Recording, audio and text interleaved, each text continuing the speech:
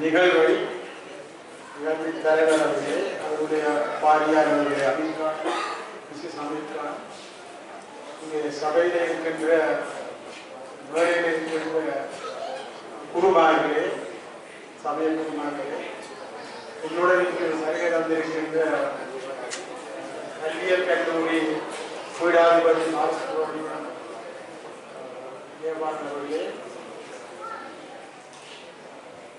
மற்றும் சபையில் இருக்கின்ற பெரியோர்களை உங்கள் எல்லோருக்கும் வணக்கம். இந்த நிகழ்வு சர்வதேச ரீதியாக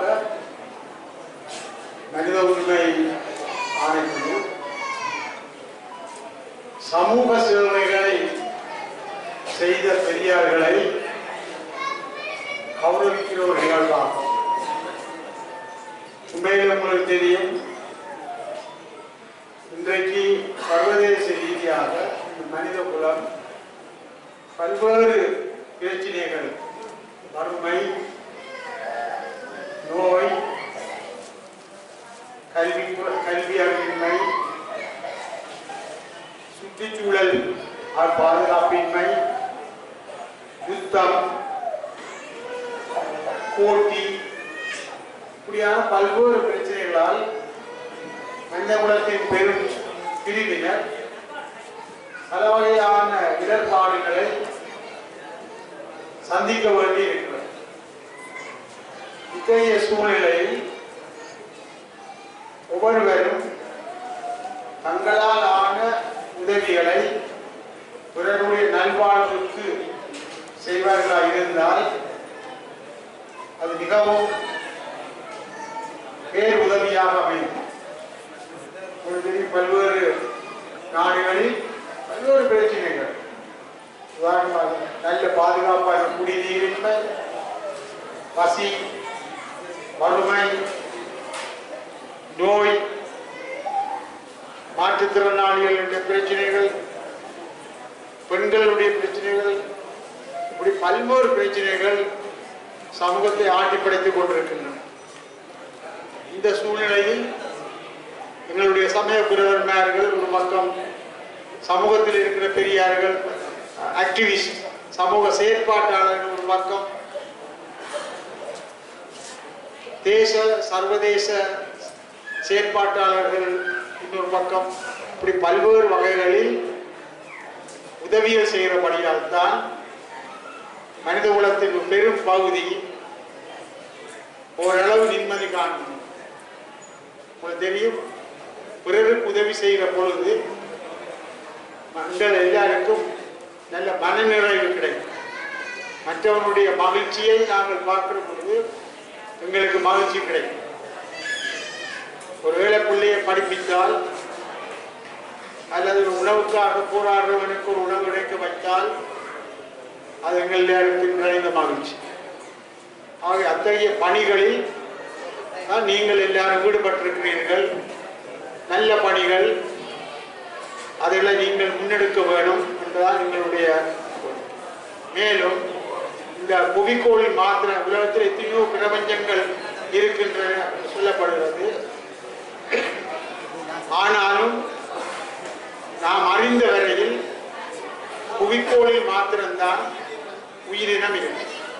வேறு எந்த கோளிலும் இருக்கலாம்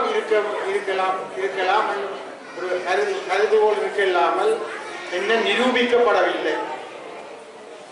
ஆக இந்த புவிக்கோளை அரசியலுக்கு அப்பால், எங்கள் மத்தியில் இருக்கிற போட்டிக்கு அப்பால், நாங்கள் எல்லா நாடுகளும், இந்த புவியில் வாழ்கின்ற எல்லோரும் இந்த புவிக்கோளை பாதுகாக்க வேண்டியது மிக கடமை. அதனால்தான் பசுமையை நேசிப்போம். வாழும் போதே வாழ்த்தலாம், வாழ்த்து விட்டார்கள். பசுமையை நேசிப்போம். இன்றைக்கு எங்களுக்கு எல்லாருக்கும் இருக்கிற பெரிய கடமை இந்த குளோபல், இந்த புவிக்கோளை பாதுகாக்கலாம். உங்களுக்கு தெரியும், புவிக்கோள் இன்றைக்கு பழைய காலநிலை மாறிக்கொண்டு போகுது. கடல்ல மீன்கள் இல்லை. மேலதிகமாக பிடிச்சு சில இனங்கள் அழித்து போய்விட்டன. பல்வேறு வகையான உயிரினங்கள் அழிந்து போய்விட்டன. பல்வேறு வகையான தாவரங்கள் அழிந்து போய்விட்டன. ஆகவே சிறிய பிள்ளைகளை இருந்து முதியவர்கள் வரை இந்த புவிக்கோளில் பாதுகாப்பை நாங்கள் உறுதி செய்வோம். மிக பிளாஸ்டிக்கை நீங்க பாவிக்க கூடாது. அப்படி தச்சமையா கடையில் தந்தாலும் பக்குவமாக வச்சுட்டு அதை சரியான முறையில் அப்புறப்படுத்தணும்.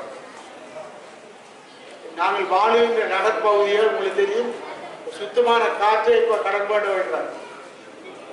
எங்கேயாவது கடற்கரைக்கோ அல்லது கிராமப்புறங்களுக்கு போனால் தான் நீங்கள் சுவாசிக்கலாம். அப்ப காற்று மாசுபட்டு இருக்கு, நீர் மாசுபட்டு இருக்கு, உணவு வகைகள் மாசுபட்டு போயிருக்கின்றன. நகரங்கள் திண்மக்கழிவு சரியான முறையில் அகற்றப்படாமலும் பொதுமக்கள் திண்மக்கழிவுகளை சரியான முறையில் அப்புறப்படுத்த உதவி செய்யாமலும் நகரங்கள் எல்லாம் மாசுபட்டு போயிருக்கிறது. அது எங்களுடைய கடமை. நாங்களும் வாழ வேணும், எங்களுடைய அயலவர்களும் வாழ வேணும், இந்த புவியும் வாழ வேணும். இந்த புவி வாழாமல் இந்த புவியை நாங்கள் பலதாக்கணும் என்றால் ஆறுகள் மாசுபடுத்தப்பட்ட நிலை, பைசை நிலங்கள் தரமிழக்கிறது அல்லது டீக்ரேட் பண்றது அல்லது தரமிழக்கிறது, இப்படியான இதுகள் நிகழ்ந்து கொண்டு போனால் நிச்சயம் மனித குலத்துக்கு மாத்திரமில்லை சகல உயிரினங்களும் பாதிக்கப்படும். உங்களுக்கு தெரியும், ரியோ 21 பிரகடனம் உலகின் பயோடைவர்சிட்டி உயிரின பல்லினத்தன்மையை நாங்கள் இருக்க வேண்டும். அது மாத்திரமல்லாமல் இயற்கையாகவே உயிரினங்கள் படைக்கப்பட்டிருக்கின்றன. உதாரணமாக இப்போ உங்களுடைய செண்பகம் இருக்கும் பறவை தோட்டத்தில் இருக்கிற புழுவெல்லாம் சாப்பிடும். இப்போ அதை அழிஞ்சு கொண்டு யாழ்ப்பாணத்தில் உங்களுக்கு தெரியும், இந்த முருங்கை மரம் எவ்வளவு தொகையா நின்றது. ஆடுகாலுக்கு முருங்கை, கொடிகள் படர்வதற்கு முருங்கை, வெத்திலை கொடி தோட்டத்தில் முருங்கை, கல்யாண வீடுகளில் கன்னிக்கால் நடுறதுக்கு முருங்கை எல்லாம் இருந்தது. அதாவது ஆடு வளர்க்கிறவர் முருங்கை, முயல் வளர்க்கிறவருக்கு முருங்கை எல்லாம் அப்படி இருந்தது. ஆனால் இன்றைக்கு ஒரு கல்யாண வீட்டு நிகழ்ச்சிக்கு ஒரு முருங்கை செடி எடுக்கிறதுக்கு உலகம் முழுக்க அழிஞ்சு போச்சு. அப்போ எங்கிற கண் முன்னாலேயே முருங்கை இல்லாமல் போயிடுச்சு. பசுமையை தான் இருந்தது. இதுங்க எல்லா இடத்துலையும் முருங்கை இருந்தது. முருங்கை காய் முருங்கை, முள் முருங்கை. இன்றைக்கு ஒரு முள் முருங்கை தடி உருடா முருங்கை அப்படி ஒன்று ரெண்டு எங்கே விரிந்தாலும் அது நோய் பிடிச்சு வளைஞ்சு போயிருக்கு.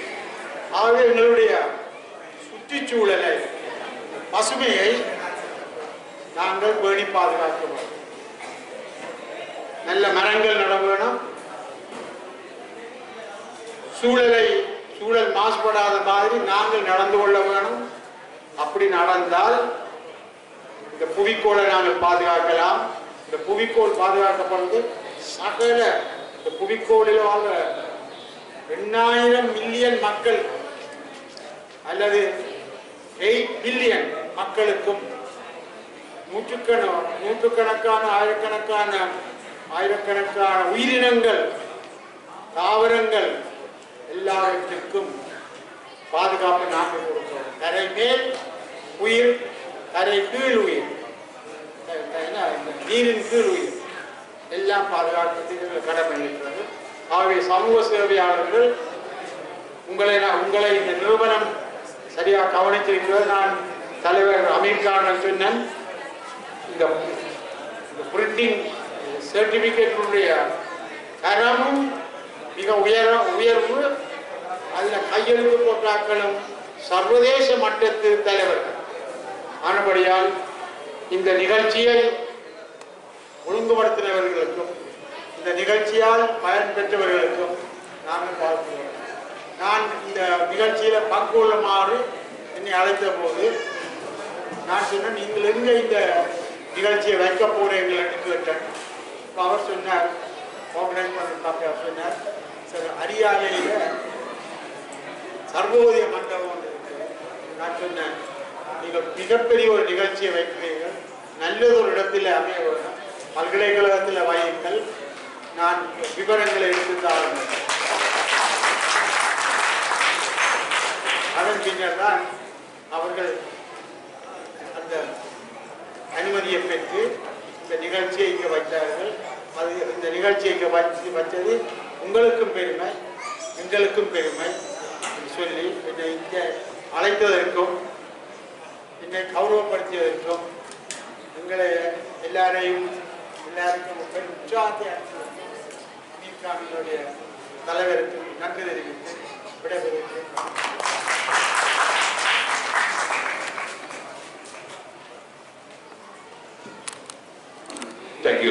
Thank you so very much, sir.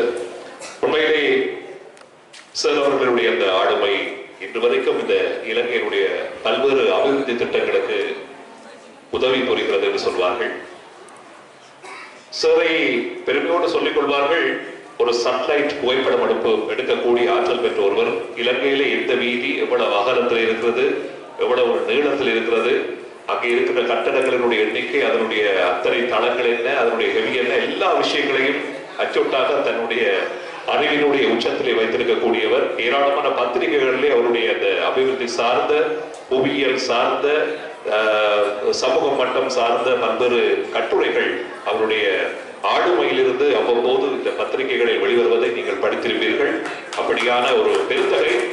அது மட்டுமல்லாமல் இந்த வாழ்நாள் பேராசிரியர் என்கின்ற அந்த மிகப்பெரிய பட்டம் என்பது சர்வசாதாரணமாக யாருக்கும் போய் சேராது.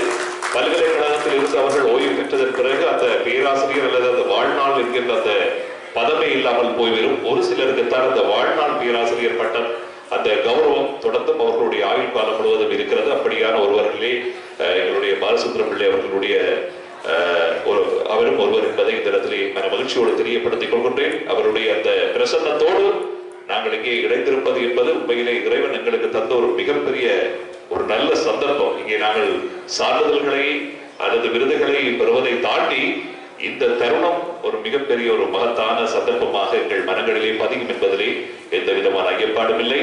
Thank you so very much sir.